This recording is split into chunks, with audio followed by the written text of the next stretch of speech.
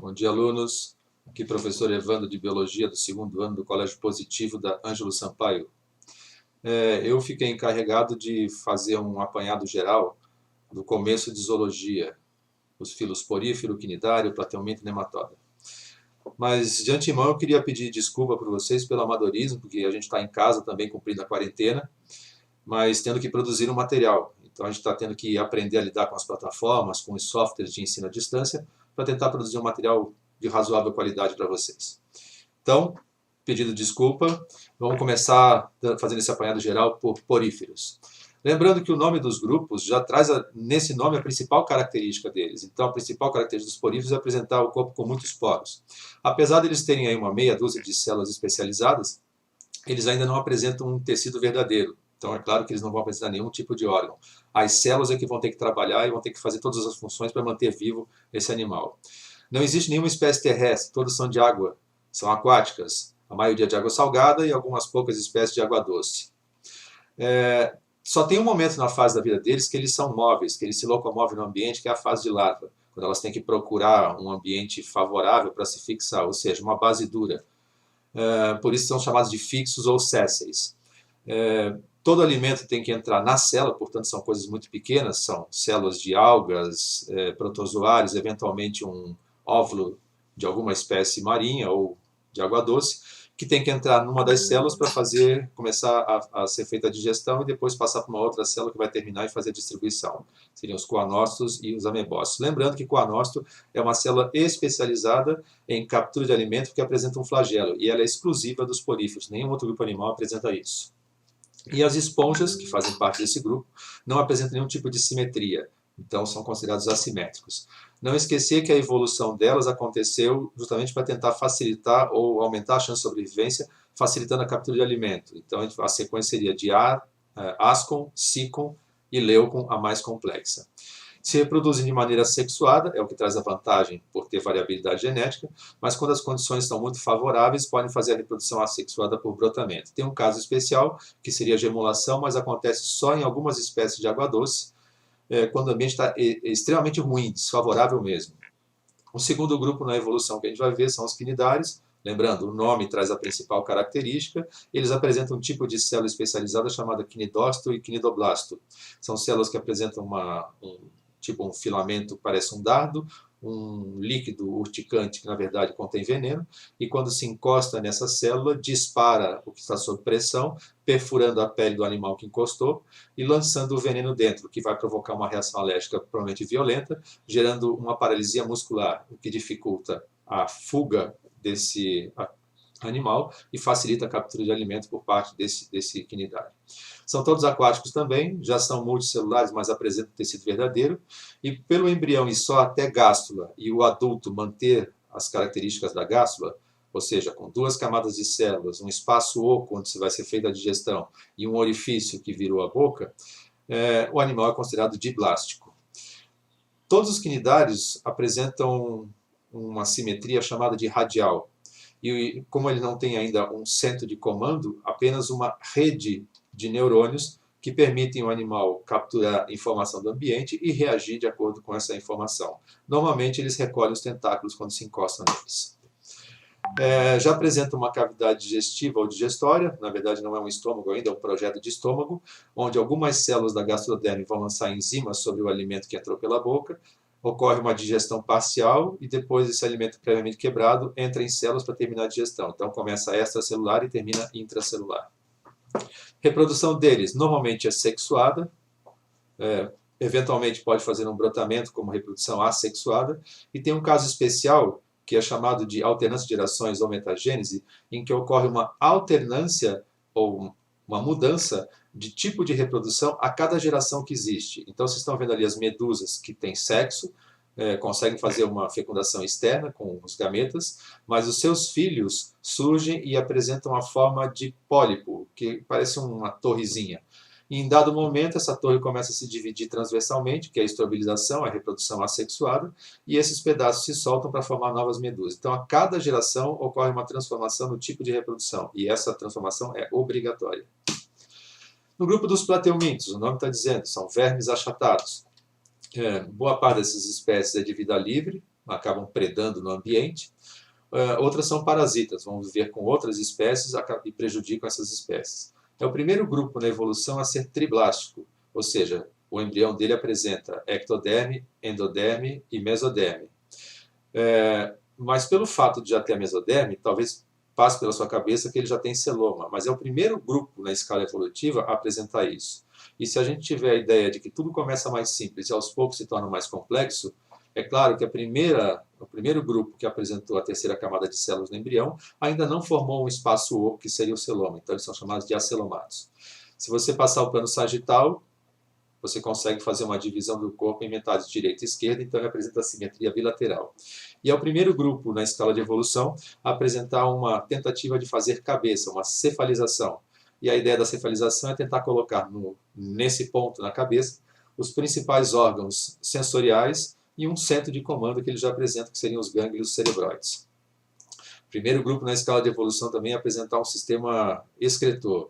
Então, eles têm umas células com cílios, chamadas células flama, porque o batimento desses cílios lembra a chama de uma vela balançando ao vento, que acaba recolhendo resíduos das células da mesoderme, que seria a mesoderme do animal, e lançando em poros na superfície do corpo. É como se ele transpirasse, e nessa transpiração ele eliminaria o seu lixo celular. Tubo digestório é incompleto, eles apresentam uma boca com uma faringe que pode se projetar para fora do corpo para conseguir comida. Lança no intestino, eles não apresentam estômago e nem ânus. Aqui um detalhe, o grupo de parasitas da tênia, na evolução, eles se livraram, eles perderam o sistema digestório. E dentro de cada anel, cada proglótide dele, o que eles têm é, na verdade, só gônada. Seria ovário e testículo para fazer reprodução. Então, quem faz a digestão é quem está sendo parasitado. No caso, o ser humano é que tem a tênia adulta, é o ser humano que faz a digestão, e a tênia pela pele acaba absorvendo esse alimento. São 3 classes no grupo dos plateumintos, tubelária, que são todos de vida livre, e tem 2 grupos que são de parasitas, os trematoda e os cestoda. Os trematoda se diferenciam dos cestoda por apresentar 2 ventosas na região anterior, onde seria a cabeça, enquanto que o cestoda pode apresentar 4 ventosas, mas também pode ter uma coroa de cílios. Doenças que os plateumintos podem transmitir, ou causar, perdão. Esquistossomose. Quem provoca isso é o esquistossoma mansoni. Essa doença não existia no Brasil, ela foi trazida da Ásia. E no ciclo, vamos pensar assim, uma pessoa que esteja contaminada e tenha esquistossomose. Quando essa pessoa evacuar, ou seja, fizer cocô, vão sair com essas fezes ovos do esquistossoma. Quando esse ovo encontrar um curso d'água, um lago ou um rio, vão sair desse ovo pequenas larvas chamadas de miracílios, são larvas ciliadas. E elas têm um tempo para chegar dentro de um caramujo do gênero Bionfalaria. Quando elas entrarem dentro desse caramujo, elas vão fazer dentro dele reprodução assexuada, ou seja, terão larvas gerando novas larvas. Em questão de um mês, esse caramujo está sendo consumido. Se ele ainda não morreu, ele está prestes a morrer. E aí essas larvas têm que sair daí de uma outra forma, que é uma larva com cauda bifurcada, né? E essa larva cercária também tem um tempo para encontrar um ser humano. Quando entrar no ser humano, acaba caindo na corrente circulatória, passa para a circulação linfática, e os vermes adultos, na maior quantidade, acabam entupindo esses vasos linfáticos, o que dificulta ou impede a circulação da linfa. E esse fato dessa obstrução acaba acumulando linfa no local, fazendo esse órgão aumentar de tamanho. Por isso que a doença normalmente é conhecida como barriga d'água. Uma segunda doença seria a teníase, que também pode provocar uma outra doença chamada cisticercose. Aqui a gente tem que levar em consideração que a tênia, no seu ciclo de desenvolvimento, ela passa por 3 estágios: o estágio de ovo, o estágio de larva e o estágio adulto. No estágio adulto, ele vai estar parasitando o ser humano, ele vai estar dentro de intestino delgado, se alimentando do que a gente consumir de alimento e fizer a digestão. Perdão, barulho. Rede social. Já desliguei.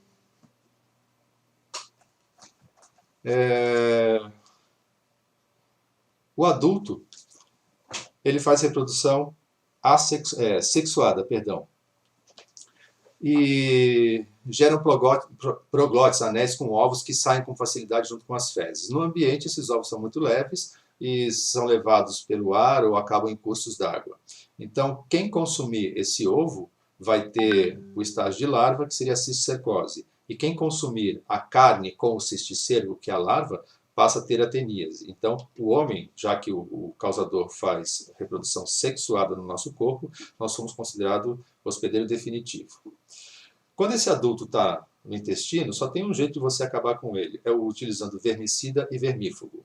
E uma profilaxia, ou seja, para você evitar isso, seria ou evitar o consumo de carne, que eu acho difícil para muitas pessoas, mas se possível não consumi-la crua, nem mal passada, de preferência bem passada, porque o calor excessivo talvez mate essa larva. Como foi dito, consumindo os ovos que podem estar na água ou em verduras que foram mal lavadas, mas foram regadas com uma água contaminada,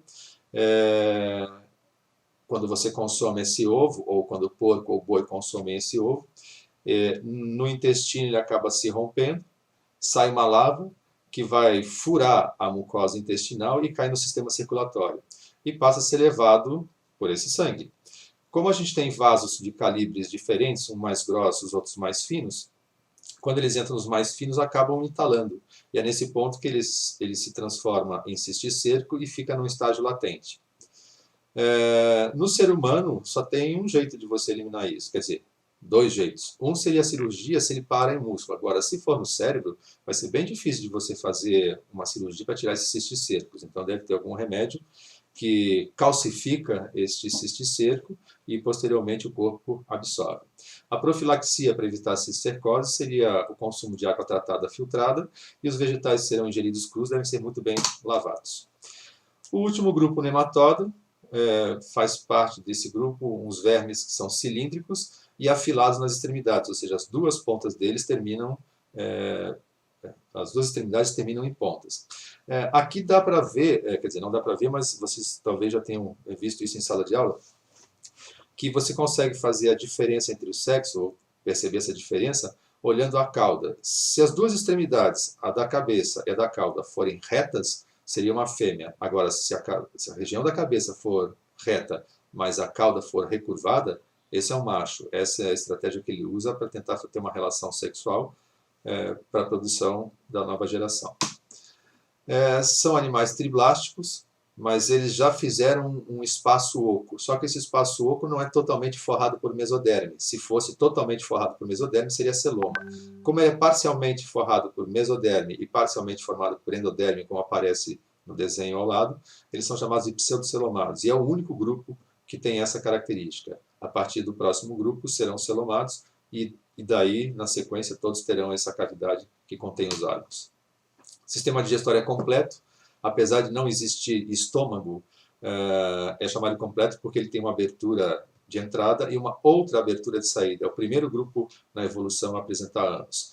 O sistema nervoso central deles compreende uma rede de anéis circulares ao redor do esôfago, chamamos de anéis perioesofagianos, e desse ponto para a região anterior e para a região posterior partem fios, filamentos de neurônios para que eles possam captar informações e aquele centro comandar o funcionamento do corpo.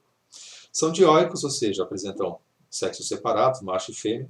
A fecundação é interna e o desenvolvimento é indireto. Quando se diz desenvolvimento indireto é porque eles passam por estágio de larva. Algumas doenças típicas aqui no Brasil são a lombriga, ascaridíase, que é uma doença típica de criança, porque criança normalmente não tem bons hábitos de higiene, e naqueles que não tem disponível saneamento básico. Então imagine que uma pessoa consome um ovo de ascaris, esse ovo apresenta uma casca bem grossa de quitina, que deixa ele resistente por muitos anos.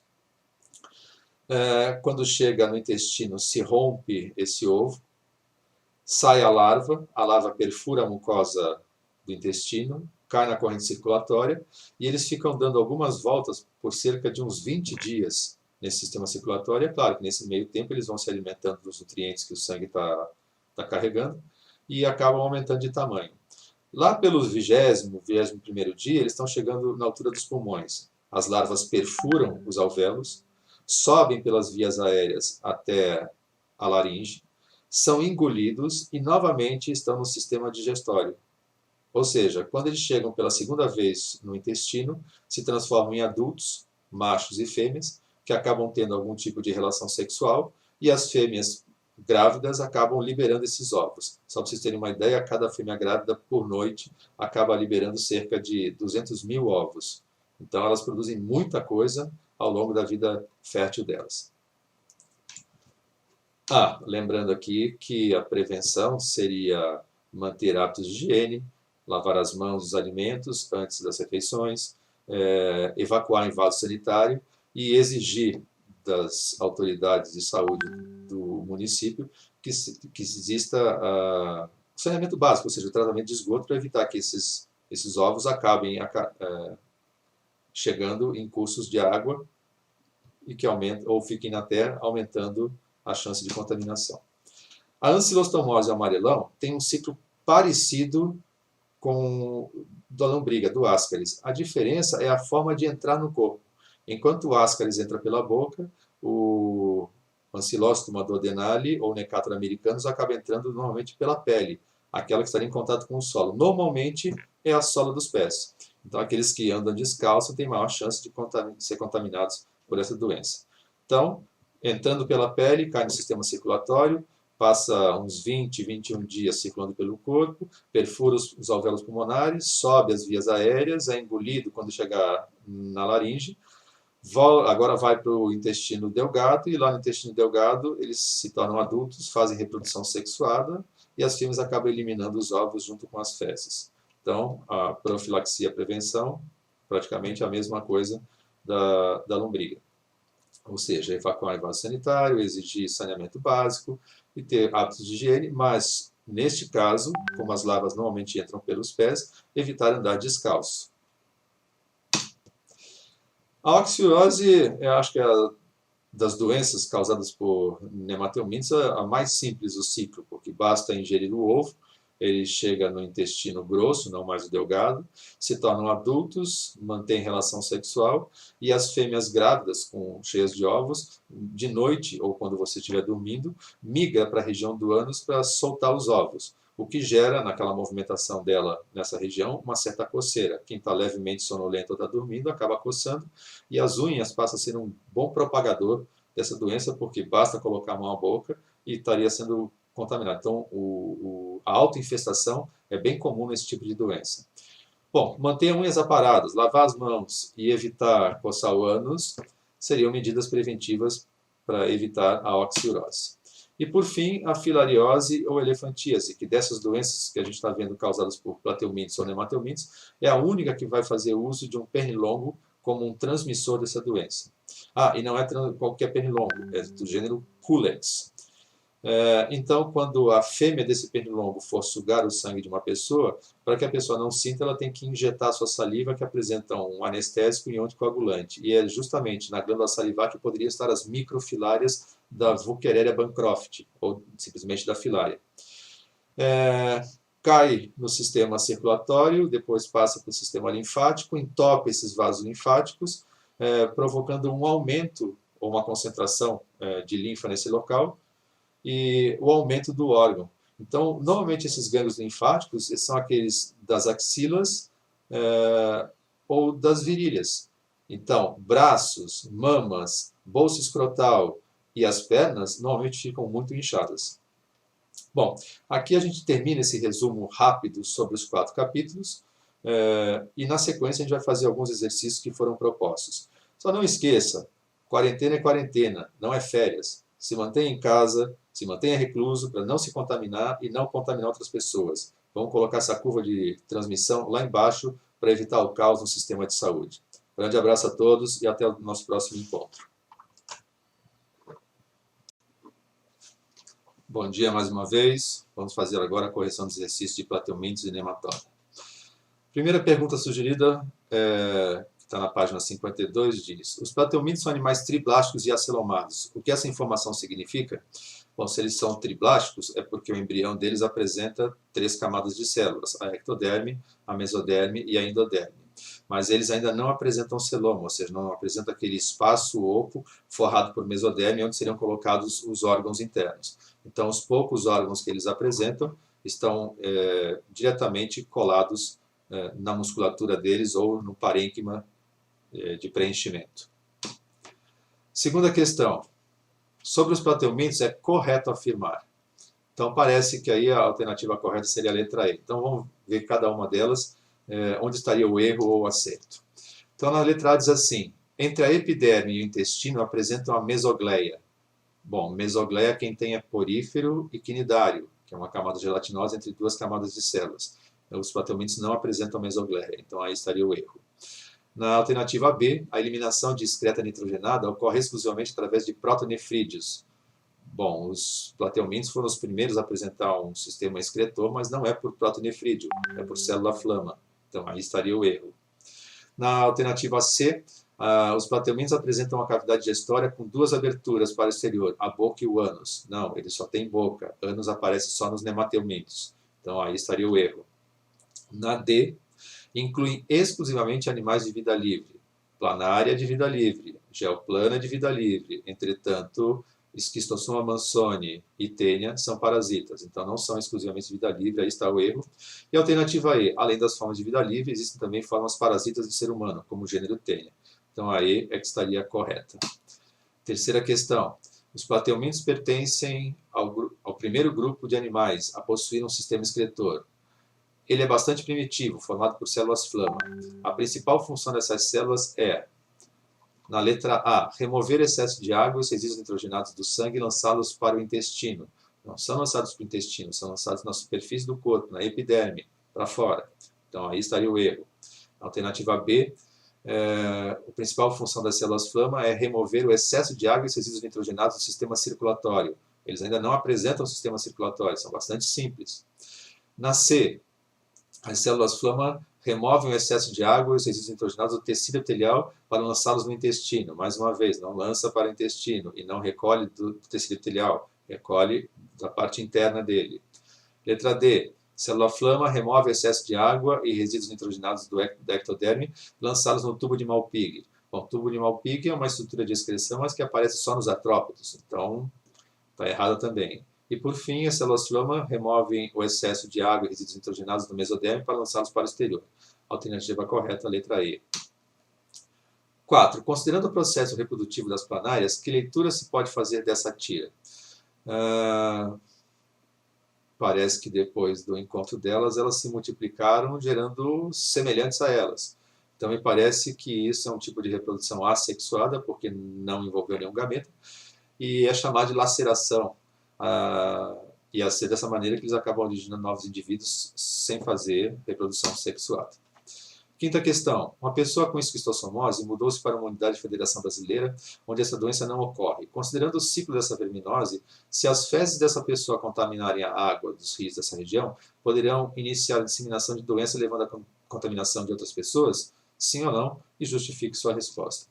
Então é assim, se você perceber que existe o caramujo bionfalária nesse curso d'água, existe sim a possibilidade de transmissão, porque o Schistosoma mansoni necessita entrar nesse bionfalária para ele realizar parte do seu desenvolvimento, para depois se transformar em adulto no ser humano. Então, se você perceber a presença desse caramujo nessa água, existe a possibilidade de disseminação da doença. Agora, se não houver o caramujo, não existe a mínima chance de haver a contaminação das pessoas nesse local. Sexta questão. Compare os ciclos da teníase e da cisticercose e escreva duas diferenças nas formas de contaminação e desenvolvimento do verme nessas duas doenças. Então, vamos pensar. Na teníase, são o mesmo verme provoca as duas doenças, só que em estágio de desenvolvimento diferente. Então, na teníase, o que vai provocar essa doença seria a pessoa consumir uma carne de porco ou de boi, porque ninguém é canibal, vai comer carne humana, uma carne de boi ou de porco contaminada com o cisticerco, com as larvas desse animal, da tênia.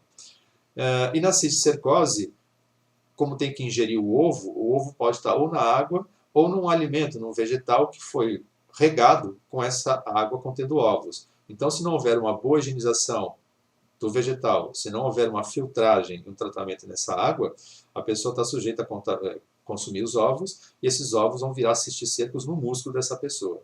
Normalmente o que acontece é com ovos de Taenia solium. E aí essas larvas vão acabar parando ou nos músculos, ou nos cérebros, ou onde tiver um vaso sanguíneo muito fino, um capilar. Página 58, primeiro exercício. Que características dos plateumintos e dos nematóides são relevantes na diferenciação entre esses vermes? Ou seja, quando você comparar esses dois grupos, o que eles têm de diferença? Realmente você pode usar como diferença entre eles. Então, primeiro, nos plateumintos, o próprio nome está dizendo, eles são achatados, enquanto que os nemateumintos são cilíndricos. Os plateumintos não apresentam celoma, uma cavidade revestida por mesoderme, e os nemateumintos apresentam uma cavidade revestida parcialmente por mesoderme e parcialmente revestida por endoderme. Então, eles têm pseudoceloma. O sistema digestório nos plateumintos é incompleto, enquanto que é completo nos nemateumintos, por já apresentarem boca e ânus. Então, em princípio, essas são algumas diferenças físicas nos indivíduos desse grupo. Segunda questão, na página 58. Os nematóides parasitas podem viver no intestino do hospedeiro, como nos dos seres humanos, em contato direto com suas enzimas e secreções digestivas. Como eles resistem à ação dessas substâncias? Ele está querendo dizer o seguinte, é que o ovo desses bichos, ou eles mesmos, vão passar pelo estômago onde tem ácidos, ou onde pode ter enzimas. Então, como é que eles conseguem resistir a isso? Eles apresentam uma cutícula, uma pele resistente, formada por quitina. E esse açúcar gigante impede que os ácidos, ou as enzimas, atuem sobre os corpos deles, mantendo-os vivos, ou seja, não acabam afetando a vida desses animais. Terceira questão, da Unicamp. No início do século, Jeca Tatu, personagem criado por Monteiro Lobato, representava o brasileiro da zona rural, descalço, mal vestido, espolhado por vermes intestinais. Jeca se mostrava magro, pálido e preguiçoso, características decorrentes da parasitose. Sobre o personagem Monteiro Lobato, dizia: ele não é assim, ele está assim. E ainda, examinando-lhe o sangue, assombra a pobreza de hemoglobina. Aí quer saber, na pergunta A, que vermes intestinais eram responsáveis por esse estado doentio do Jeca Tatu. E na letra B, tendo em vista que essa parasitose ainda hoje acomete milhões de brasileiros, o que as pessoas devem fazer para não adquiri-la, ou seja, a prevenção dessa doença. E por quê? Então, os vermes são dois, Ancylostus duodenale e Necator americanus. Os dois vermes de gênero, de espécies diferentes, provocam os mesmos sintomas. E com relação à medida profilática, como se adquire, se contrai essa doença, normalmente entrando pela pele, a larva penetra pela pele, e normalmente a pele em contato com o chão é a da sola dos pés, evitar andar descalço seria uma dessas medidas profiláticas. Não esquecer que não se deve evacuar em qualquer lugar, e isso normalmente acontecia naquele Brasil antigo, porque as pessoas não usavam banheiro, o mato era o banheiro. Então, nessa condição é que teria a chance de haver a contaminação. A quarta questão é sobre a filariose. A filariose elefantias é uma doença frequente em regiões tropicais, inclusive no Brasil, e é causada por verme nematóide da espécie Wuchereria bancroft, e transmitida por um mosquito do gênero Culex. Que sistema do organismo humano é afetado e qual é a consequência? E mencionar duas medidas que evitem você ser contaminado com essa doença. Então, o sistema é o linfático. Os adultos vão permanecer nesse sistema, fazendo reprodução sexuada, e a grande quantidade desses adultos é que acaba obstruindo, fechando esses vasos linfáticos. E como a linfa não vai circular com facilidade, ela acaba se acumulando, provocando os inchaços. Como normalmente os gânglios mais afetados são aqueles da axila, das virilhas, braços, glândulas mamárias, bolsa escrotal e as pernas normalmente são os órgãos que acabam inchando. Como a doença é transmitida por pernilongo, você combater o adulto de alguma maneira, ou matando com as mãos, o que é difícil matar muitos, o uso de inseticidas, e tentar diminuir a reprodução deles em água parada, dessa maneira você consegue diminuir a quantidade de casos de pessoas que apresentam a elefantíase. Quinta questão. Em relação às doenças parasitárias que afetam o homem, é correto afirmar. Então, vocês têm que dizer se elas são verdadeiras ou falsas. Então, vamos lá. A primeira seria a falsa. O nematóide Necator americanus é o causador da oxirose. Necator americanus provoca amarelão, necatoriose, ancilostomose. E oxirose é enteróbios vermiculares. Então, seria errada essa alternativa. Alternativa 2. O popular bicho geográfico é causado por larvas do nematóide Ancylostoma duodenale, O erro está aí, é um ancilóstoma, mas é ancilóstoma caninum. O resto estaria certo, mas como tem uma parte errada, não considero verdadeira essa alternativa. A 04. O trematóide esquistossoma mansoni provoca no homem a esquistossomose. Correto. Caracterizada por aumento abdominal, popularmente conhecido como barriga d'água. Correta essa afirmativa. A 08. No Brasil, o nematóide Vukereria bancroft causa filariose, doença também conhecida como elefantíase. A gente acabou de ver, correto. A 16. No caso da teníase, no homem, o bovino é responsável... vou repetir. No caso da teníase no homem, o bovino é o hospedeiro intermediário da tênia solium e o suíno é o hospedeiro intermediário da tênia saginata. Exatamente o contrário. Então, errada essa afirmação. Na 32, a doença ancilostomíase, conhecida como amarelão, é causada pelo nematóide Ascaris lumbricoides. Não, pelo Ancylostoma duodenale e pelo Nectator americanus. Ascaris lumbricoides provoca a ascaridíase ou lombriga. Sexta questão. Sobre o verme Vukereria bancroft, espécie causadora da filariose, também conhecida como elefantíase, assinale as alternativas corretas. Então, na letra A, as microfilárias migram para a circulação sanguínea periférica durante a noite, quando são mais propensas a ser sugados pelo mosquito vetor. Correto, porque o aparelho bucal picador-sugador do inseto não vai tão profundamente, ele realmente tem que estar na superfície para acabar sugando o sangue. B. Essa parasitose, ou seja, elefantíase, depende principalmente do saneamento básico, pois os ovos são lançados nas fezes dos indivíduos. Errado. Não tem nada a ver com as fezes, o ciclo dessa doença. Na letra C, quando pica, o mosquito vetor libera suas fezes com microfilárias. Não, é a saliva. Não tem nada a ver com as fezes, está errado. Letra D, o principal vetor dessa parasitose é o mosquito fêmea do gênero Aedes. Errado, é só do gênero Culex. Todas as espécies do gênero Culex. E a letra E, os vermes adultos vivem nos vasos linfáticos humanos e obstruem, causando grande inchaço nas partes do corpo atacadas. Essa também é verdadeira também. Então a letra A e a letra E são verdadeiras e o resto das afirmativas são falsas. Questão número 8. Não é correto afirmar sobre os plateumintos, vermes parasitas e de vida livre, que se encontram entre os filos mais basais da árvore genética entre os metazoários. Então, vamos repetir. Não é correto afirmar sobre plateumintos, vermes parasitas de vida livre, que se encontram entre os filos mais basais da árvore filogenética entre os metazoários. Então, ele quer saber aqui o que está errado, o que não faz parte dos plateumintos. Então, possuem trato digestivo incompleto, as planárias são parasitas, alguns são monóicos, alguns são dioicos, e a excreção desse grupo ocorre por células flama. Então, possuem trato digestivo incompleto. Está correta essa frase, não posso marcá-la.